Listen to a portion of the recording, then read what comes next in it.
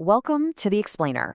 So today, we're diving straight into the ultimate curated travel guide for a first-time visitor to Canada. We're going to explore a place that perfectly balances just this awe-inspiring larger-than-life natural scale with a deeply vibrant, diverse urban pulse.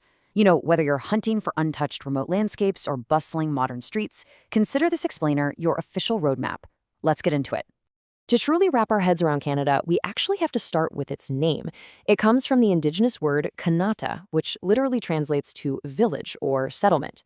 And just think about how wild that is for a second. We're talking about a massive country, one that spans 6 entire time zones and boasts the world's longest coastline. Yet its very identity is fundamentally rooted in this super intimate concept of a connected, close-knit village. Pretty cool, right? So here's our itinerary for today.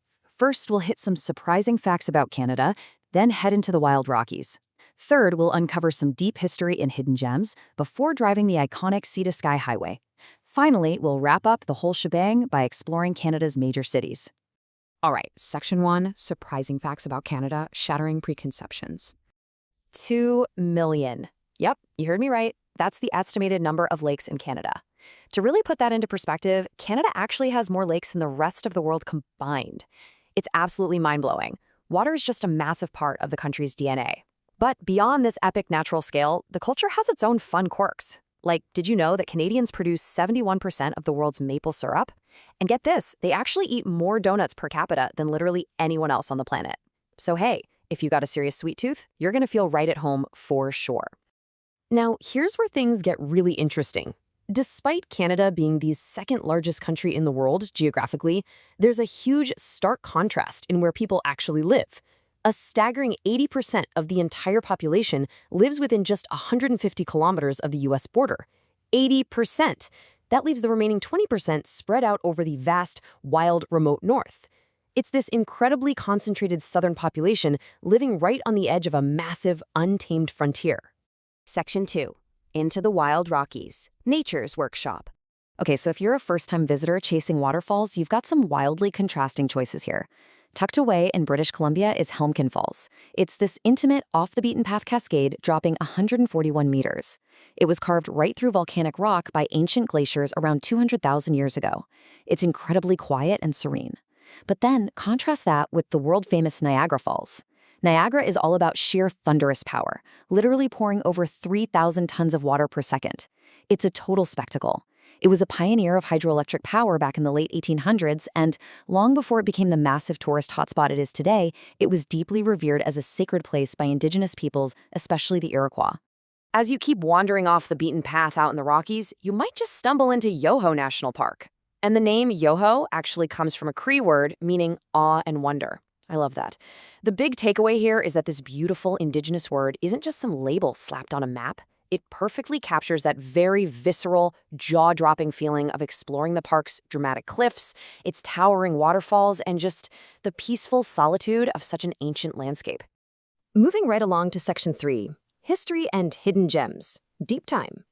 There is a profoundly deep chronological story etched directly into this landscape. Let's rewind a bit. 500 million years ago, the Burgess Shale fossils formed right in Yoho, giving us a super rare glimpse of life on Earth at its very beginnings. Fast forward to 12,000 years ago, and melting glaciers are actively carving out Niagara Falls.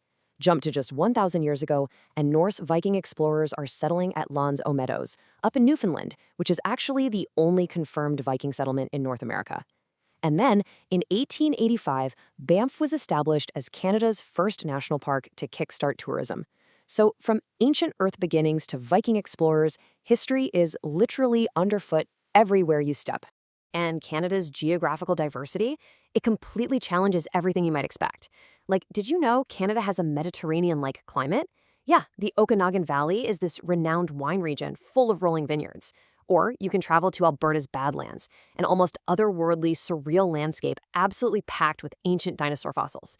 Head up to the remote Yukon, and you're experiencing the midnight sun and legendary gold rush history. And hey, for the ultimate thrill seekers out there, Baffin Island features Thor Peak. We're talking the world's tallest vertical drop, over a kilometer of sheer granite for extreme climbing.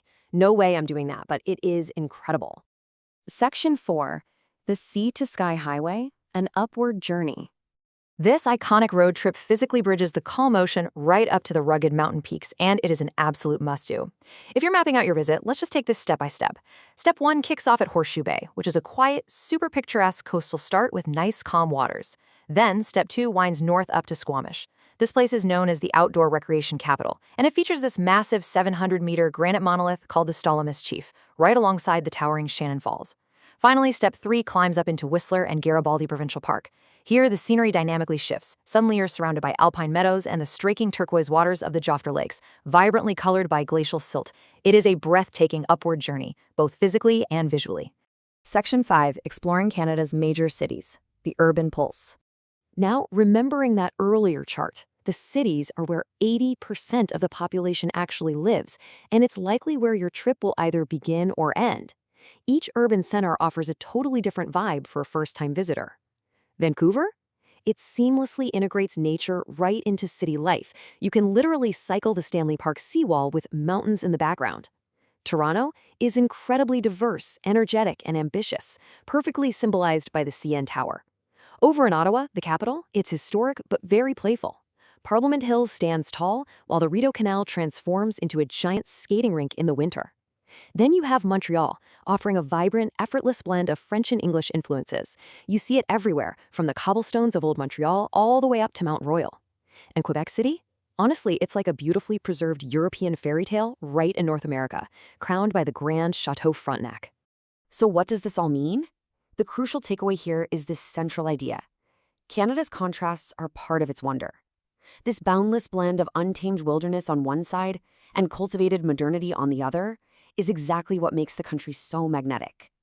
The duality between the wild, remote north and the vibrant, bustling south, it isn't a contradiction at all. Actually, it's the very essence of the Canadian experience. Which really leaves us with one final, exciting question to consider. After touring millions of pristine lakes, ancient glaciers, soaring peaks, and incredibly vibrant city streets, wilderness, cities, or both, where will your Canadian adventure begin? Thank you so much for joining me on this explainer, and I hope you feel fully equipped to start planning your perfect, awe-inspiring trip.